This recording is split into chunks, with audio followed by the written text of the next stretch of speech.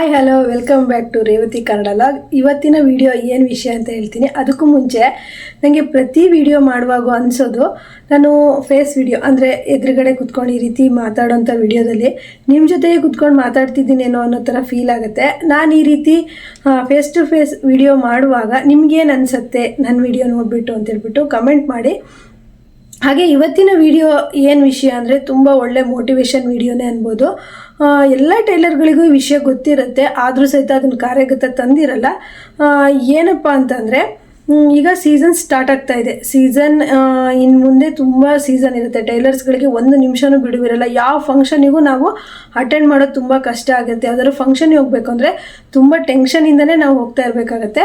ಅದಕ್ಕೆ ಇವತ್ತು ಏನೆಲ್ಲ ಸೊಲ್ಯೂಷನ್ ಇದೆ, ಟಿಪ್ಸ್ ಇದೆ, ಅದನ್ನು ನಾನು ಹೇಳ್ತೀನಿ. ಅದನ್ನು ನೀವು ಫಾಲೋ ಮಾಡಿಬಿಟ್ರೆ ನಾವು ಯಾವುದೇ ಫಂಕ್ಷನಿಗೆ ಹೋಗುವಾಗಲೂ ಆರಾಮಾಗಿ ಹೋಗ್ಬೋದು. ಅಥವಾ ಒಂದು ದಿನಕ್ಕೆ ಹೆಚ್ಚು ಬ್ಲೌಸ್ ಹೊಲಿಬೇಕು ಅನ್ನೋ ಒಂದು ಆಸೆ ಇರೋರು ಸಹಿತ ಈ ಟಿಪ್ಸ್ಗಳನ್ನೆಲ್ಲ ಕೇಳಿಕೊಂಡ್ರೆ ನಿಮಗೊಂದು ಯೂಸ್ಫುಲ್ ಆಗುತ್ತೆ. ವಿಡಿಯೋ ಸ್ವಲ್ಪ ಲೆಂತಿ ಇರುತ್ತೆ, ಆದರೆ ವಿಡಿಯೋದಲ್ಲಿ ಒಳ್ಳೆ ಮಾಹಿತಿ ಇರುತ್ತೆ. ಫ್ರೆಂಡ್ಸ್, ನೀವೆಲ್ಲರೂ ಸಹಿತ ಈ ವಿಡಿಯೋ ನೋಡಿ ನಿಮ್ಗೆ ಇದರಿಂದ ಏನಾದರೂ ಉಪಯೋಗ ಆಯಿತು ಅಂದರೆ ವಿಡಿಯೋ ಕೊನೆಯಲ್ಲಿ ಒಂದು ಲೈಕ್ ಮಾಡೋದನ್ನು ಮರಿಬೇಡಿ. ಮೊದಲನೇದಾಗಿ ಏನಪ್ಪ ಅಂತಂದರೆ, ಈಗ ಸೀಸನ್ ಸ್ಟಾರ್ಟ್ ಆಗ್ತಿದೆ ಅಂತಂದರೆ ಪ್ರತಿಯೊಬ್ಬರು ಟೈಲರಿಗೂ ಲೈನಿಂಗ್ ಬೇಕು, ಫಾಲ್ ಬೇಕು, ದಾರ ಬೇಕು, ಹಾಗೆ ಟೈಲರಿಂಗ್ ಮೆಟೀರಿಯಲ್ಸ್ ಅನ್ನೋದು ಬೇಕೇ ಬೇಕು. ಅದನ್ನು ನೀವು ಸ್ವಲ್ಪ ಅಮೌಂಟ್ ಆದರೂ ಕೊಟ್ಬಿಟ್ಟು ತಂದಿಟ್ಕೊಳ್ಳಿ. ಯಾಕಂದರೆ ನಾವು ಪ್ರತಿ ಸಲ ಒಂದು ದಾರಕ್ಕೆ, ಒಂದು ಲೈನಿಂಗಿಗೆ, ಇಲ್ಲ ಟೈಲರಿಂಗ್ ಮೆಟೀರಿಯಲ್ಸ್ ಏನೋ ಒಂದು ವಸ್ತುಗೆ ಪ್ರತಿ ಸತಿ ಅಂಗಡಿಗೆ ಹೋಗ್ತಿದ್ರೆ ಎಷ್ಟು ಟೈಮ್ ವೇಸ್ಟ್ ಆಗುತ್ತೆ ನೋಡಿ. ನೀವು ದಿನದಲ್ಲಿ ಒಂದು 5 ಬ್ಲೌಸ್ ಹೊಲಿಬೇಕು ಅಂದರೆ 2 ಬ್ಲೌಸ್ ಹೊಲಿತೀರಾ, ಇಲ್ಲ ಒಂದೇ ಬ್ಲೌಸಲ್ಲೇ ಮುಗಿಸ್ಬಿಡ್ತೀರಾ, ಇಲ್ಲ ಒಂದು ದಿನ ಇಡೀ ಫುಲ್ ವೇಸ್ಟ್ ಆಗಿಬಿಡುತ್ತೆ. ಆದ್ದರಿಂದ ನೀವು ಸ್ವಲ್ಪ ಅಮೌಂಟ್ ಆದರೂ, ಅಂದರೆ ಒಂದು 2,000 3,000 ಇಷ್ಟು ಅಮೌಂಟ್ ಆದರೂ ಸಹಿತ ಟೈಲರಿಂಗ್ ಮೆಟೀರಿಯಲ್ಸನ್ನು ತಂದಿಟ್ಕೊಳ್ಳಿ. ಸ್ವಲ್ಪನೇ. ಅದು ಹೇಗಂದರೆ, ನಾನು ಸಹಿತ ಟೈಲರಿಂಗು ಈಗ ಒಂದು 10 ವರ್ಷ ಆಗಿರ್ಬೋದು. 10 ವರ್ಷದ ಹಿಂದೆ ನಾನೇನು ಮಾಡ್ತಿದ್ದೆ, ಪ್ರತಿದಿನ ಬೆಳಗ್ಗೆ ಬಟ್ಟೆ ಹೊಲಿಯುವಾಗ ದಾರ ತರಕ್ಕೆ ಹೋಗೋದು, ಲೈನಿಂಗ್ ತರಕ್ಕೆ ಹೋಗೋದು, ಅಥವಾ ಲೇಸು ಈ ರೀತಿ ತರಕ್ಕೆ ಹೋಗೋದನ್ನ ಮಾಡ್ತಿದ್ದೆ. ಅಲ್ಲಿ ಅಂಗಡಿಯಲ್ಲಿ ರಶ್ ಇದೆ ಅಂತ ಹೇಳ್ಬಿಟ್ಟು ಸ್ವಲ್ಪ ಲೇಟ್ ಆಗೋದು ಕೊಡೋದು, ಅಲ್ಲಿಂದ ಬರಬೇಕಿತ್ತು. ನಂತರ ಬಿಸಿಲಲ್ಲಿ ಬಂದು ಸುಸ್ತಾಗ್ತಿತ್ತು, ಹೊಲಿಯೋಕ್ಕೆ ಇಂಟ್ರೆಸ್ಟು ಹೋಗಿರ್ತಿತ್ತು. ಸೀಸನ್ ಟೈಮಲ್ಲಂತೂ ಈ ರೀತಿ ತುಂಬ ಸಲ ಆಗ್ತಿತ್ತು. ಆವಾಗ ಮತ್ತೇನು ಅಂದರೆ, ನಾವು ಏನೂ ಟೈಲರಿಂಗ್ ಐಟಮ್ಸ್ಗಳು ನಮ್ಮ ಮನೆಗೆ ಎಕ್ಸ್ಟ್ರಾ ಏನೂ ಇಟ್ಕೊಂಡಿಲ್ಲ, ನಮ್ಮ ಶಾಪಲ್ಲಿ ಏನೂ ಇಟ್ಕೊಂಡಿಲ್ಲ. ಒಂದು ದಾರ ಸಹಿತ ಇವತ್ತಿನ ಬಟ್ಟೆಗೆ ಇವತ್ತೇ ತಂದು ಹೊಲಿತೀನಿ ಅಂತ ಮಾತ್ರ ಯಾರೂ ಅನ್ಕೋಬೇಡಿ. ಯಾಕಂದರೆ ಅದು ಎಷ್ಟು ಟೈಮ್ ವೇಸ್ಟ್ ಮಾಡುತ್ತೆ ಅಂದರೆ ತುಂಬ ಟೈಮ್ ವೇಸ್ಟ್ ಮಾಡುತ್ತೆ. ಇದು ಎಲ್ಲ ಟೈಲರ್ಸ್ಗಳಿಗೂ ಗೊತ್ತಿರುತ್ತೆ ಈ ಟಿಪ್ಸು. ನಾನು ಈ ರೀತಿ ಟೈಮ್ ವೇಸ್ಟ್ ಮಾಡ್ತೀನಿ ಅಂತ. ಆದ್ದರಿಂದ ಈಗೆಲ್ಲ ಇಟ್ಕೊಳ್ತಾರೆ. ಮತ್ತು ಶಾಪ್ಗಳಾದರೆ ಅಂಗಡಿ ಹತ್ತಿರಕ್ಕೆ ಇರುತ್ತೆ, ಅವ್ರು ಪ್ರತಿ ಸತಿ ಹೋಗಿ ತರ್ಬೋದು. ಶಾಪ್ ಅವರಾದರೂ ನಾನು ಹೇಳೋದಿಷ್ಟೇ, ಸ್ವಲ್ಪ ಲೈನಿಂಗು, ಫಾಲು, ದಾರ ಇದು ರೀತಿ ನಿಮ್ಮ ಅಂಗಡಿಯಲ್ಲಿ ಸ್ವಲ್ಪ ಸ್ಟಾಕ್ ಇಟ್ಕೊಳ್ಳಿ. ಇದರಿಂದ ತುಂಬ ಟೈಮ್ ಉಳಿಯುತ್ತೆ. ನಾವು ಟೈಮ್ ಉಳಿಸಿದ್ರೆ ಅಷ್ಟೇ ನಾವು ದುಡ್ಡು ಮಾಡೋದಕ್ಕೆ ಸಾಧ್ಯ. ಟೈಮಿಗೆ ಎಷ್ಟು ಇಂಪಾರ್ಟೆಂಟ್ ಕೊಡ್ತೀವಿ ಅಷ್ಟು ದುಡ್ಡು ನಮಗೆ ಬರ್ತಾ ಹೋಗುತ್ತೆ. ಟೈಮಿಗೆ ಯಾರು ವ್ಯಾಲ್ಯೂ ಕೊಡೋದಿಲ್ಲ, ಅವ್ರ ಹತ್ರ ದುಡ್ಡು ಇರೋದಿಲ್ಲ. ಅದು ಮಾತ್ರ 100% ನಿಜ. ಇದಕ್ಕೆ ಏನಂತೀರಾ ನೀವೇ ಕಮೆಂಟ್ ಮಾಡಿ. ಹಾಗೆ ಅಟ್ಲೀಸ್ಟ್ ಇಲ್ಲ ನಮ್ಮ ಕೈಯಲ್ಲಿ ಅಷ್ಟೆಲ್ಲ ಇನ್ವೆಸ್ಟ್ ಮಾಡೋಕೆ ಅಮೌಂಟ್ ಇಲ್ಲ, ಇವತ್ತಿಂದ ದುಡ್ಡನ್ನ ಇವತ್ತು ತರ್ತೀವಿ ಅಂದರೆ ನೋಡಿ, ಬೇಕಾದ್ರೆ ನೀವು ಒಂದು ತಿಂಗಳು ಇವತ್ತು ಹೊಲಿಯೋ ಬಟ್ಟೆದು ಲೈನಿಂಗು, ಫಾಲು, ದಾರ ಎಲ್ಲ ತರಕ್ಕೆ ಹೋದ್ವಿ ಅಂತ ಅಂದ್ಕೊಳ್ಳಿ. ಅಥವಾ ನೀವು ಒಂದು ತಿಂಗಳಿಗೆ ಅಥವಾ ಒಂದು ವಾರಕ್ಕೆ ಏನು ಬೇಕೋ ಐಟಮ್ಗಳನ್ನು ತಂದ್ಕೊಂಡು ಪ್ರತಿದಿನ ಕೆಲಸ ಮಾಡೋ ಟೈಮಿಗೆ ತೆಗೆದು ಬೇಗ ಹೊಲಿದ್ರೆ ಅವಾಗ ಎಷ್ಟು ಬ್ಲೌಸನ್ನು ಸ್ಟಿಚ್ ಮಾಡ್ತೀರಿ, ಅಥವಾ ಪ್ರತಿದಿನ ಇವನ್ನೆಲ್ಲ ತಂದುಬಿಟ್ಟೆ ಸ್ಟಿಚ್ ಮಾಡ್ತೀವಿ ಅಂದಾಗ ಎಷ್ಟು ಬ್ಲೌಸ್ ಸ್ಟಿಚ್ ಮಾಡ್ತೀರ ಅಂತ ನೀವು ಒಂದು ಕ್ಯಾಲ್ಕುಲೇಷನ್ ಮಾಡಿ.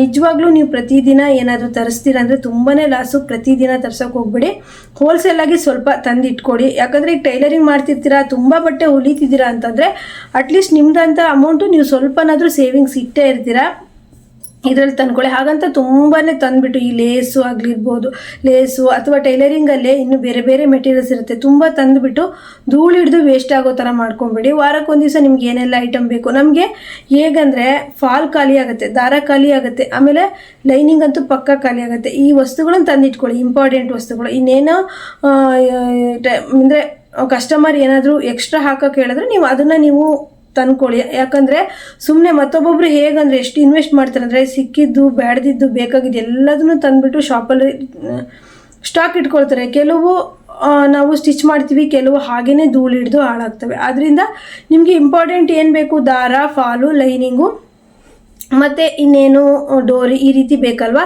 ಈ ರೀತಿ ಆನ್ಲೈನಲ್ಲಿ ಆರ್ಡ್ರ್ ಮಾಡ್ತಿರೋ ಅಥವಾ ತರಿಸಿಟ್ಕೊಳ್ಳಿ. ದಾರದ ಬಾಕ್ಸ್ ಅಂತೂ ಒಂದು ಬಾಕ್ಸ್ ಯಾವಾಗಲೂ ಟೈಲರಿಂಗೇ ಮಾಡೋರಾದರೆ ದಾರದ ಬಾಕ್ಸ್ 1 ಅಥವಾ 2 ರೆಡಿ ಇಟ್ಕೊಳ್ಳಿ. ನಾವು ಒಂದೊಂದು ದಾರಕ್ಕೆ ಒಂದೊಂದು ಸಲ ಅಂಗಡಿಗೆ ಹೋದ್ರೆ ಅದರಂಥ ಟೈಮ್ ವೇಸ್ಟ್ ಕೆಲಸ ಮತ್ತು ಯಾವುದೂ ಇಲ್ಲ. ಕುಚ್ಚು ಹಾಕೋರಾದರೂ ಅಷ್ಟೇ, ಎಂಬ್ರಾಯ್ಡ್ರಿ ಮಾಡೋರಾದರೂ ಅಷ್ಟೇ, ದಾರ ಮಾತ್ರ ಸ್ವಲ್ಪ ಸ್ಟಾಕು ಜಾಸ್ತಿನೇ ತಂದಿಟ್ಕೊಳ್ಳಿ ಅಂತ ಹೇಳ್ತೀನಿ. ಮತ್ತು ಆದಷ್ಟು ಟೈಲರ್ಗಳು ಟೈಮನ್ನು ಸೇವ್ ಮಾಡ್ಕೋಬೇಕು. ಟೈಮ್ ಮ್ಯಾನೇಜ್ಮೆಂಟ್ ಅನ್ನೋದು ತುಂಬ ಇರಬೇಕು ಟೈಲರ್ಸ್ಗಳಿಗೆ, ಅದು ಇಂಪಾರ್ಟೆಂಟ್. ಯಾಕಂದರೆ ಈಗ ನಮಗೆ ಈಗ ಸ್ವಲ್ಪ ಬಟ್ಟೆ ಕಡಿಮೆ ಇದೆ, ಇವತ್ತು ನಮಗೆ ಬಟ್ಟೆ ಕಡಿಮೆ ಇದೆ ಅಂತ ಅನಿಸ್ಬಿಟ್ರೆ ಫುಲ್ಲು ಲೇಸಿ. ನಾವು 5 ಬ್ಲೌಸ್ ದಿನ ಹೊಲಿತಾ ಇರ್ತೀವಿ. ಬೇಕಾದ್ರೆ ನೋಡಿ, ಯಾವುದಾದ್ರೂ ಮದುವೆ ಬ್ಲೌಸ್ ಕೊಡಬೇಕು ಅನಿಸಿದ್ರೆ ನಾವು ಅವತ್ತು 10-15 ಬ್ಲೌಸ್ ಹೊಲ್ದಿರ್ತೀವಿ. ಆದರೆ ನಮಗೆ ಸ್ವಲ್ಪ ನೆಗ್ಲೆಕ್ಟ್ ಬಂತು ಅಂದರೆ ಅವತ್ತು ನಾವು 2 ಬ್ಲೌಸ್ ಹೊಲ್ದಿರ್ತೀವಿ. ಈ ರೀತಿ ಟೈಮು ನಮ್ಗೆ ಇವತ್ತು ಆರಾಮಾಗಿದೆ, ನಮಗೆ ನಾಳೆ ಅರ್ಜೆಂಟ್ ಇದೆ, ನಾಳೆ ಕೊಡೋದು ಅರ್ಜೆಂಟ್ ಇದೆ, ಇವತ್ತು ಆರಾಮಾಗಿದೆ ಅಂತ ನಿಧಾನ ಟೈಮ್ ಇದ್ರೂ ವೇಸ್ಟ್ ಮಾಡಿ ನಾಳೆಗೆ ಫುಲ್ಲು ಅಂದರೆ ಅರ್ಜೆಂಟಾಗಿ ಟೆನ್ಷನ್ ಆಗೋ ಕೆಲಸನ ಇವತ್ತೇ ಮುಗಿಸ್ಕೊಳ್ಳಿ ಅಂತ ಹೇಳ್ತೀನಿ ನಾನು. ಫ್ರೆಂಡ್ಸ್, ನಮ್ಮ ಊರಲ್ಲಿ ಮಾರ್ಚ್ 10ಕ್ಕೆ ಜಾತ್ರೆ ಇದೆ. ಆದರೆ ನಾನು ಇವಾಗಲೇ ಫುಲ್ಲು ಟೆನ್ಷನ್ ಮಾಡಿ ಹೊಲಿತಾ ಇದ್ದೀನಿ. ಯಾಕಂದರೆ ಆ ಟೈಮಿಗೆ ಸ್ವಲ್ಪ ಕೂಲಾಗಿರ್ಬೋದು, ಅಥವಾ ಆ ಟೈಮಿಗೆ ಈಗ ಮಾರ್ಚ್ 10ಕ್ಕೆ ಜಾತ್ರೆ ಅಂತಂದರೆ ಮಾರ್ಚು 8, 7ನೇ ತಾರೀಕೆಲ್ಲ ಟಾಪ್ ಫಿಟ್ಟಿಂಗ್ ಎಲ್ಲ ಬರುತ್ತೆ. ಮತ್ತು ಬ್ಲೌಸ್ಗಳು ಜಾಸ್ತಿ ನಮಗೆ ಮಾರ್ಚ್ 9ಕ್ಕೆ ಬೇಕು, 10ಕ್ಕೆ ಬೇಕು ಅನ್ನೋರಿಗೆ ನಾವು ಸ್ವಲ್ಪ ನಿಮಗೆ ಅರ್ಜೆಂಟ್ ಬೇಕಾ, ನಾವು 500ಗೆ 600ಗೆ ಬ್ಲೌಸ್ ಹೊಲಿತೀವಿ, ಕೊಡ್ತೀರಾ ಅಂದರೆ ಅವರಿಗೂ ಎಲ್ಲ ಟೈಲರು ಫುಲ್ ಬ್ಯುಸಿ ಇರ್ತಾರೆ. ಆ ಟೈಮಲ್ಲಿ ತಗೊಳ್ಳಿ ಅಂತ ಕೊಡ್ತಾರೆ. ನಾವು ಆ ಟೈಮಲ್ಲಿ ಡಬಲ್ ದುಡಿಬೋದಲ್ವ. ಆ ರೀತಿ ನಾನು ಇವಾಗಲೇ 1 ನಿಮಿಷನೂ ಟೈಮ್ ವೇಸ್ಟ್ ಮಾಡಿದೆ ಹೊಲಿತಾ ಇದ್ದೀನಿ. ಎಷ್ಟು ಸಾಧ್ಯನೋ ಅಷ್ಟು ಮುಗಿಸ್ತಾ ಇದ್ದೀನಿ. ಆ ಥರ ಮಾಡಿದಾಗ ನಮಗೆ ಈ ಹಬ್ಬಗಳು, ಈ ಜಾತ್ರೆಗಳು ಬಂದಾಗ ನಾವು ಸ್ವಲ್ಪ ಜಾಸ್ತಿ ಅರ್ನಿಂಗ್ಸ್ ಮಾಡ್ಬೋದು. ಇದೆಲ್ಲ ನಮಗೆ ಟೆಕ್ನಿಕ್ ಬೇಕು ಅಲ್ವಾ. ಆಮೇಲೆ ಖುಷಿಯಿಂದ ಸಂಬಂಧಿಕರ ಜೊತೆಗೆ, ನೆಂಟರ ಜೊತೆಗೆ, ನಮ್ಮ ಫ್ಯಾಮಿಲಿ ಜೊತೆಗೆ ಈ ಹಬ್ಬನ ಎಂಜಾಯ್ ಮಾಡ್ಬೋದು ಅಲ್ವಾ. ಹಾಗಾಗಿ ನಾನು ಹೇಳೋದು, ಎಲ್ಲರೂ ಅಷ್ಟೇ, ಬಟ್ಟೆ ಬಂದು ಅದು ನಮಗೆ ಟೆನ್ಷನ್, ಕಸ್ಟಮರ್ ಬೇಕು ಅಂತ ಟೆನ್ಷನ್ ಕೊಡೋ ತನಕ ಆರಾಮಾಗಿರ್ತಾರೆ. ಆಮೇಲೆ ಒಂದೇ ಸಲಿಗೆ ಅಯ್ಯೋ ಫಾಲು, ಅಯ್ಯೋ ದಾರ, ಅಯ್ಯೋ ಲೈನಿಂಗು ಅಂತ ಹುಡುಕ್ತಾರೆ. ಆ ರೀತಿ ಮಾಡಬೇಡಿ. ಈಗ ನಾನು ಫ್ರೆಂಡ್ಸ್ ಏನಂದರೆ, ನಮ್ಮ ಮನೇಲಿ ರ್ಯಾಕ್ ಇದೆ, ರ್ಯಾಕಲ್ಲಿ ಯಾವುದೆಲ್ಲ ಬಟ್ಟೆಗಳಿದೆ ಅದಕ್ಕೆ ಲೈನಿಂಗ್ ಬೇಕು ಫಸ್ಟು ತರಿಸಿ ಇಟ್ಕೊಬಿಡ್ತೀನಿ, ಅಥವಾ ಹೋಲ್ಸೇಲ್ ತರಿಸ್ತೀನಿ. ಈ ರೀತಿ ಮಾಡಿದಾಗ ನಾವು ಟೆನ್ಷನ್ ಇಲ್ಲದೆ ಕಟ್ ಮಾಡ್ಕೊಬೋದು. ಕಟ್ ಮಾಡಿ ಈಗ ನಾನೊಂದು 3 ದಿವಸದಿಂದ ಫುಲ್ಲು ಕಟ್ಟಿಂಗ್ ಮಾಡ್ತಾಯಿದ್ದೀನಿ. ಕಟ್ಟಿಂಗ್ ಮಾಡಿ ಇಟ್ಕೊಂಡ್ಬಿಟ್ರೆ ಬೇಗ ಹೊಲಿಬೋದು ಅಲ್ವಾ. ಮತ್ತು ಈ ಜಾತ್ರೆ ಅಥವಾ ಹಬ್ಬಗಳ ಹತ್ತಿರ ಬಂದಾಗ ಏನಾಗುತ್ತೆ ಅಂದರೆ ಕಸ್ಟಮರು ಜಾಸ್ತಿ ಆಗ್ತಾರೆ. ಆಗ ಎಲ್ಲ ಟೈಲರ್ಗಳು ಬ್ಯುಸಿ ಇರೋದ್ರಿಂದ ನಾವು ಸ್ವಲ್ಪ ಕೆಲಸನ ಮಾಡ್ಕೊಂಡು ಫ್ರೀ ಆದಾಗ ನಾವು ಜಾಸ್ತಿ ಅಮೌಂಟ್, ಈಗ ಒಂದು ಟಾಪಿಗೆ ಮಿನಿಮಮ್ ಅಂದರೆ 100 ರೂಪಾಯಿ ತಗೊಳ್ತಿರ್ತಿರೋ ಫಿಟ್ಟಿಂಗಿಗೆ, ಅಥವಾ 50 ರೂಪಾಯಿ ತಗೊಳ್ತಿರ್ತಿರೋ ಫಿಟ್ಟಿಂಗಿಗೆ. ಆ ಟೈಮಲ್ಲಿ ನೀವು ಸ್ವಲ್ಪ ಜಾಸ್ತಿ ಮಾಡಬೇಕಿಲ್ಲ. ನಾವು ನಿಮಗೆ ಬೇಗ ಮಾಡಿಕೊಡ್ಬೇಕು ಅಂದರೆ ಅಮೌಂಟ್ ಜಾಸ್ತಿ ಆಗುತ್ತೆ. ಅಂದರೆ ಎಷ್ಟಾದರೂ ಕೊಡೋಕೆ ರೆಡಿ ಇರ್ತಾರೆ, ಆದರೆ ನಾವು ಸ್ಟಿಚ್ ಮಾಡಿಕೊಡೋರು ಆ ಟೈಮಿಗೆ ಸಿಗ್ತಾ ಇರಲ್ಲ ಅಲ್ವಾ.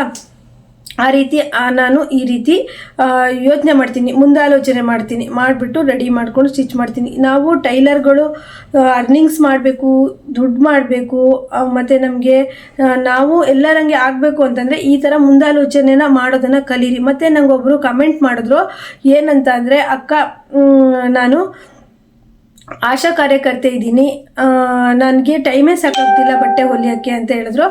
ಅವರು ಏನು ಮಾಡಬೇಕು ಅಂತಂದರೆ, ಆದಷ್ಟು ಅವರಿಗೆ ತುಂಬ ಬಟ್ಟೆ ಹೊಲಿಯೋಕ್ಕೆ ಇಷ್ಟ ಅಂತೆ.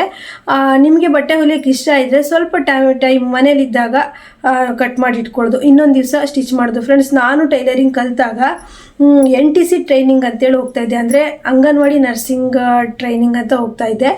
ಅಲ್ಲಿ ಹೋಗುವಾಗ ನನಗೆ ಬಟ್ಟೆ ಸ್ಟಿಚ್ ಮಾಡೋದಕ್ಕೆ ಇಂಟ್ರೆಸ್ಟ್. ಮತ್ತು ಅಲ್ಲಿ ಟ್ರೈನಿಂಗ್ ಕ್ಲಾಸಿಗೆ ಬರೋರು ಎಲ್ಲರೂ ನನಗೆ ಬ್ಲೌಸ್ ಕೊಡ್ತಾಯಿದ್ರು. ಅವಾಗ ಅಲ್ಲಿ ಸ್ಯಾರಿ ಇತ್ತು, ಸ್ಯಾರಿ ಉಟ್ಕೋಬೇಕಿತ್ತು, ಟೀಚರ್ ಟ್ರೈನಿಂಗ್ ಅಲ್ವಾ, ಸ್ಯಾರಿ ಉಟ್ಕೊಬೇಕಿತ್ತು. ಆಗ ನಂಗೆ ಅಲ್ಲಿ ಬರೋ ಬಟ್ಟೆಗಳು ಕೊಡ್ತಾಯಿದ್ರು. ಈ ಕಡೆ ನಂಗೆ ಟೈಲರಿಂಗ್ ತುಂಬಾ ಇಂಟ್ರೆಸ್ಟ್. ಅವಾಗ ನಾನು ಏನು ಮಾಡ್ತಿದ್ದೆ ಅಂದರೆ, ಅಲ್ಲಿ ವರ್ಕ್ಗಳು ಜಾಸ್ತಿ, ಈ B.Ed D.Ed ಟೀಚರ್ಸಿಗೆಲ್ಲ ಏನು ವರ್ಕ್ ಇರುತ್ತೋ ಅದೇ ರೀತಿ ಅಂಗನವಾಡಿ ಟೀಚರಿಗೂ ಸಹಿತ ವರ್ಕ್ ಇರುತ್ತೆ. ಯಾಕಂದರೆ ಪುಟಾಣಿ ಮಕ್ಕಳಿಗೆ ಪಾಠ ಹೇಳ್ಕೊಡ್ಬೇಕಲ್ವ. ಹಾಗಾಗಿ ಪ್ರಾಜೆಕ್ಟ್ ವರ್ಕ್ ಎಲ್ಲ ತುಂಬಾ ಕೊಡ್ತಾಯಿದ್ರು. ಅದಿದ್ರೂ ಸಹಿತ ನಾನು ಬಟ್ಟೆ ಹೊಲಿತಿದ್ದೆ. ಮತ್ತು ಆ ಟೈಮಲ್ಲಿ ಮದುವೆ ಆಗಿ ಮತ್ತು ಪ್ರೆಗ್ನೆಂಟ್ ಇದ್ದರೂ ಸಹಿತ ನನಗೆ ಈ ವರ್ಕ್ಗಳನ್ನು ಮಾಡಿಕೊಂಡು ಮತ್ತು ಬಟ್ಟೆನೂ ಸ್ಟಿಚ್ ಮಾಡ್ತಿದ್ದೆ. ಇಂಟ್ರೆಸ್ಟ್ ಅಂದರೆ ನಾವು ಟೈಮ್ ಮ್ಯಾನೇಜ್ಮೆಂಟ್ ಮಾಡ್ಕೋಬೇಕಿತ್ತು. ಟೈಮನ್ನು ನೋಡಿಕೊಂಡು ಆವಾಗಲೂ ನಾನು ಬಟ್ಟೆ ಸ್ಟಿಚ್ ಮಾಡೋದು ಬಿಟ್ಟಿಲ್ಲ. ಟ್ರೈನಿಂಗಲ್ಲೂ ಸಹಿತ ನಾನು ಅತಿ ಹೆಚ್ಚು ಅಂಕಗಳನ್ನು ತಗೊಂಡೆ. ಆದರೆ ಯಾಕೋ ನಮ್ಮ ಮನೆಯವ್ರು ಅಂಗನವಾಡಿ ಟೀಚರ್ ಕೆಲಸ ಬೇಡ ಅಂತ ಹೇಳಿದ್ರು. ಹಾಗಾಗಿ ನಾನು ಮತ್ತೆ ಟೈಲರೇ ಆದೆ. ಟೀಚರ್ ಕೆಲಸಕ್ಕೂ ಸಹಿತ ಸ್ವಲ್ಪ ಟೈಮ್ ಹೋಗಿದ್ದೆ. ಆದರೆ ಯಾಕೋ ಗೊತ್ತಿಲ್ಲ, ಮಕ್ಕಳಿಗೆ ನಾವು ಮನೆಯಲ್ಲಿ ಚೆನ್ನಾಗಿ ಹೇಳ್ಕೊಟ್ಟು ಮತ್ತು ಟೈಲರಿಂಗ್ ಮಾಡ್ಕೊಳ್ತಾ ಬಂದೆ, ಆಯಿತು. ಹಾಗಾಗಿ ಹೊರಗಡೆ ಕೆಲಸಕ್ಕೆ ಹೋಗ್ತಾ ಇದ್ದೀವಿ. ನಮಗೆ ತುಂಬಾ ಇಂಟ್ರೆಸ್ಟ್ ಇದೆ ಟೈಲರಿಂಗ್ ಮಾಡೋಕ್ಕೆ. ಈಗ ಟೀಚರ್ಸ್ಗಳಿಗೂ ಇರುತ್ತೆ, ಅವರು ಸಹಿತ ಆರಾಮಾಗಿ ಈ ಕೆಲಸ ಮಾಡ್ಕೋಬೋದು. ಆದರೆ ನಾವು ಟೈಮ್ ಮ್ಯಾನೇಜ್ಮೆಂಟನ್ನು ಕಲ್ತಿರ್ಬೇಕು, ಫ್ಯಾಮಿಲಿ ಮ್ಯಾನೇಜ್ಮೆಂಟನ್ನು ಕಲ್ತಿರ್ಬೇಕು.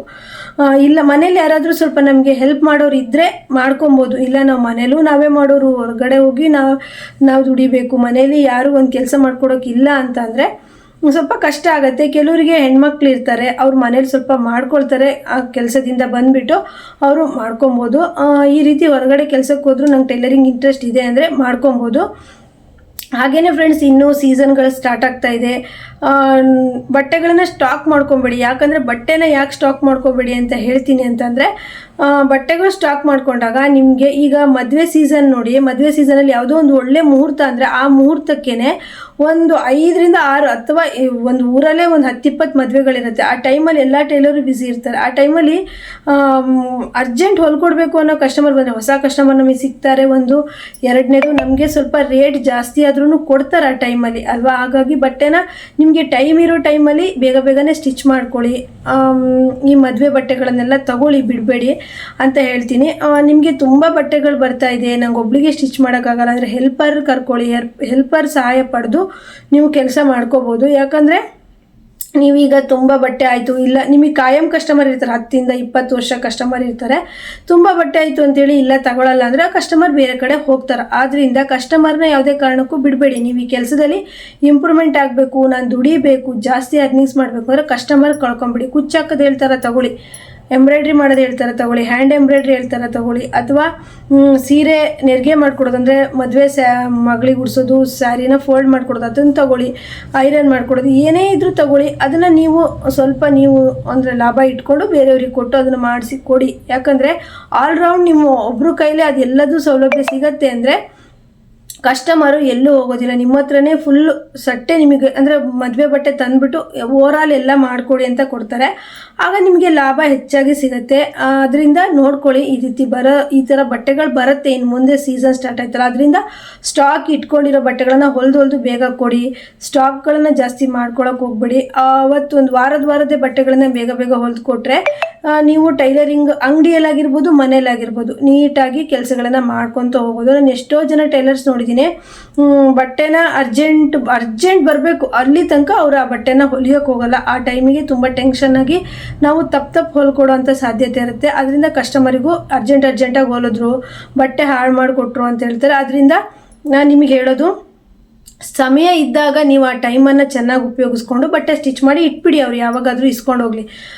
ನೀವು ಅರ್ಜೆಂಟ್ ಮಾಡಿ ಇನ್ನೇನೋ ಟೆನ್ಷನ್ ಮಾಡಿಕೊಂಡು ಸುಮ್ಮನೆ ಕೆಲಸನ ಮತ್ತು ನಿಮ್ಮ ಕಸ್ಟಮರ್ನ ಹಾಳು ಮಾಡ್ಕೊಬೇಡಿ. ಅದರಿಂದ ನಾನು ಹೇಳೋದೇನು ಅಂತಂದರೆ, ನೀವು ಟೈಲರಿಂಗ್ ಕೆಲಸ ಇನ್ನೂ ಇಂಪ್ರೂವ್ಮೆಂಟ್ ಆಗಬೇಕು ಅಂತಂದರೆ ನೀವು ಟೈಲರಿಂಗ್ ಮಾಡ್ತಾ ಟಾಪ್ಗಳನ್ನು ಇಟ್ಕೊಳ್ಳೋದು, ಬ್ಲೌಸ್ ಪೀಸ್ ಇಟ್ಕೊಳ್ಳೋದು, ಲೈನಿಂಗು. ಫ್ರೆಂಡ್ಸ್, ನಾನು ಒಂದು 10 ವರ್ಷದ ಹಿಂದೆ ದಾರ, ಲೈನಿಂಗು, ಲೇಸು ಎಲ್ಲದನ್ನು ಹೋಲ್ಸೇಲ್ ತರ್ತಿದ್ದೆ.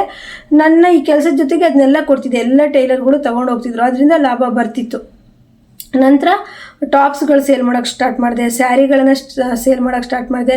ನಿಮಗೆ ಟಾಪ್ಸು ಟೈಲರಿಂಗ್ ಮೆಟೀರಿಯಲ್ಸ್ ಬೇಡ ಅಂತ ಅಂದರೆ ನೀವೇನು ಮಾಡಿ ಅಂತ ಅಂದರೆ ಸ್ಯಾರಿಗಳನ್ನು ಸೇಲ್ ಮಾಡಿ. ಸ್ಯಾರಿಗಳನ್ನು ತೊಗೊಂಡವ್ರು ನಿಮಗೆ ಹೊಲಿಯೋಕ್ಕಾಗ್ತಾರೆ, ಅವಾಗ ಇನ್ನೂ ಹೆಚ್ಚು ಲಾಭ ಗಳಿಸ್ಬೋದು.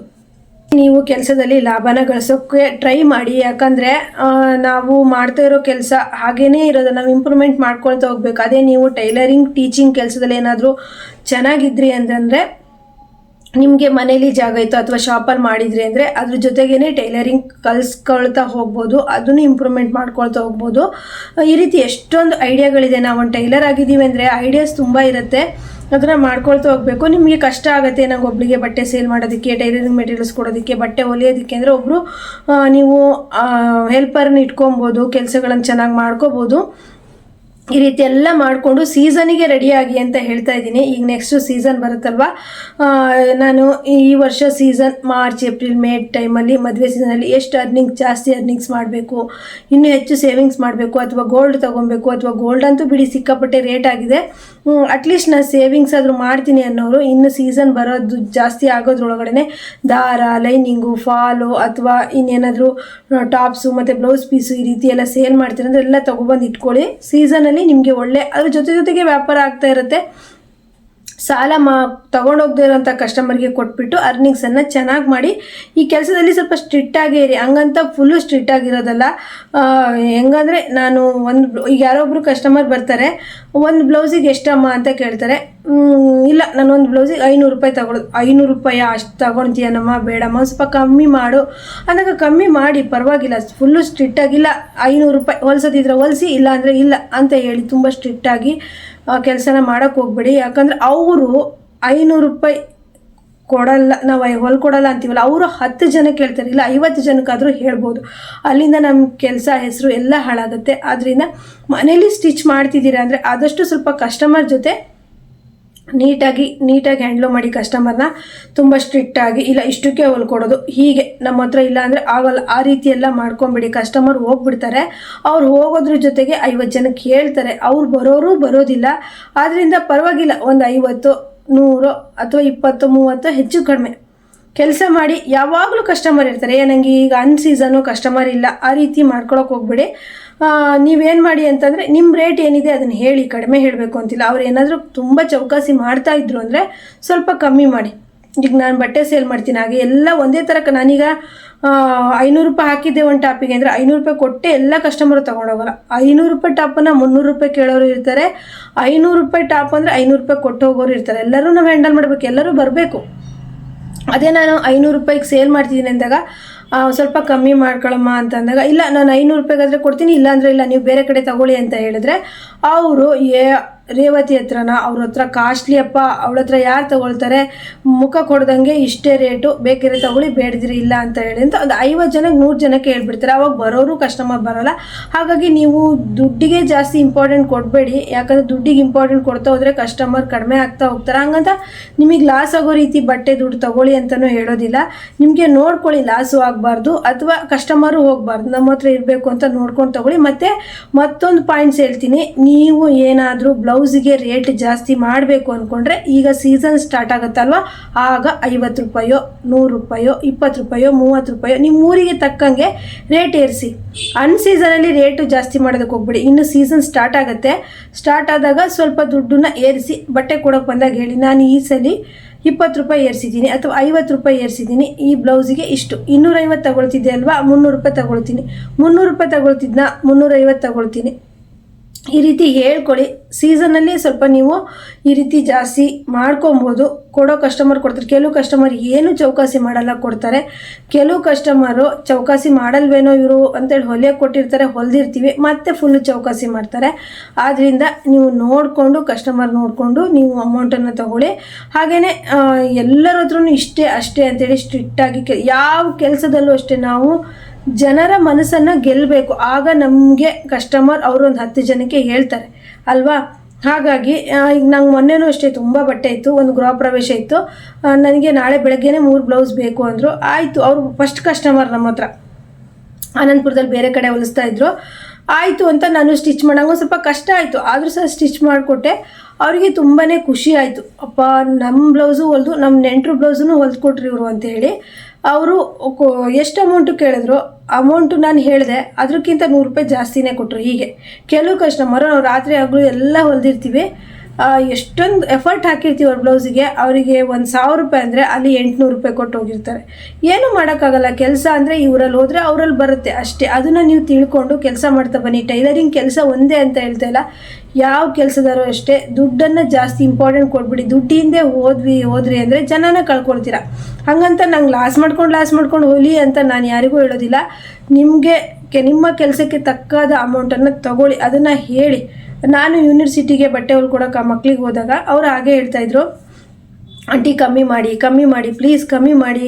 ನಾನು ಹೇಳಿದೆ, ಇಲ್ಲಮ್ಮ ನಿಮ್ಗೆ ಈಗ ಬಾಡಿ ಮೆಜರ್ಮೆಂಟ್ ತೊಗೊಳಕ್ಕೆ ಬಂದಿದ್ದೀನಿ, ನಂತರ ಮನೆಗೆ ಹೋಗಿ ಲೈನಿಂಗು ಫಾಲು ತೊಗೋಬೇಕು, ಆಮೇಲೆ ಕಟ್ಟಿಂಗ್ ಮಾಡಬೇಕು, ಸ್ಟಿಚಿಂಗ್ ಮಾಡಬೇಕು, ಹೆಲ್ಪರ್ನ ಇಟ್ಕೊಬೇಕು, ಮತ್ತು ಹುಕ್ಸು ಕಾಜಿ ಮಾಡಬೇಕು, ಐರನ್ ಮಾಡಬೇಕು, ನೋಡಿ ಇಷ್ಟೊಂದು ಕೆಲಸ ಇದೆ ಅಂತ ನಾನು ಬಿಡಿಸಿ ಹೇಳಿದೆ. ಅವ್ರಿಗೆ ಆವಾಗ ಹೌದಲ್ವಾ, ನಾವು ಇವ್ರ ಹತ್ರ 100 ರೂಪಾಯಿ ಕಮ್ಮಿ ಮಾಡಿ, ಒಂದು ಬ್ಲೌಸಿಗೆ 100 ರೂಪಾಯಿ ಕಮ್ಮಿ ಮಾಡಿ ಅಂತ ಹೇಳ್ತಿದ್ವಿ. ಅವ್ರಿಗೆ ಅವಾಗ ಅನ್ನಿಸ್ತು ಹೌದು ಅಂತೇಳಿ. ಆಗ ಅವರು ನಾವು ಕೇಳಿದ್ವಿ 400, ಅವ್ರು ಕೊಟ್ಟರು 400.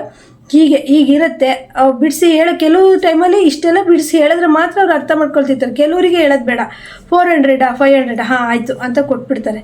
ಹಾಗಾಗಿ ನೀವು ಇಷ್ಟೆಲ್ಲ ತಯಾರಿ ಮಾಡ್ಕೊಳ್ಳಿ ಸೀಸನ್ ಬರೋ ಅಷ್ಟೊತ್ತಿಗೆ. ಆಗ ನೀವು ಟೈಲರಿಂಗಲ್ಲಿ ಗೆಲ್ತೀರಾ, ದುಡ್ಡು ಮಾಡ್ತೀರಾ, ಸಾಲಗಳು ಏನೇ ಇದ್ರೂ ತೀರಿಸ್ತೀರಾ ಅಂತ ಹೇಳ್ತಾ ಈ ವಿಡಿಯೋನ ಇಲ್ಲಿಗೆ ಮುಗಿಸ್ತಾ ಇದ್ದೀನಿ. ವಿಡಿಯೋ ಇಷ್ಟ ಆದರೆ ಲೈಕ್ ಮಾಡೋದನ್ನು ಮರಿಬೇಡಿ. ಹೊಸಬ್ರು ಬಂದಿದ್ರೆ ಸಬ್ಸ್ಕ್ರೈಬ್ ಮಾಡ್ಕೊಳ್ಳಿ. ಇದೇ ರೀತಿಯೇ ಹೊಸ ವಿಡಿಯೋದೊಂದಿಗೆ, ಮೋಟಿವೇಶನ್ ವಿಡಿಯೋದೊಂದಿಗೆ ನನ್ನ ವಿಡಿಯೋ ನೋಡಿದಾಗ ನಿಮಗೆ ನಾವು ಬಟ್ಟೆ ಹೊಲಿಬೇಕು ಅಥವಾ ನೀವೇನೇ ಕೆಲಸ ಮಾಡ್ತಿದ್ರು ಏನೋ ಒಂದು ಸಾಧನೆ ಮಾಡಬೇಕು ಅಂತೇಳಿ ಅನಿಸುತ್ತೆ. ಆದ್ದರಿಂದ ಈ ವಿಡಿಯೋನ ಲೈಕ್ ಮಾಡಿ ಅಂತ ಹೇಳ್ತಾ ನೆಕ್ಸ್ಟ್ ವಿಡಿಯೋದೊಂದಿಗೆ ಮತ್ತೆ ಬರ್ತೀನಿ. ಎಲ್ರಿಗೂ ಬಾಯ್.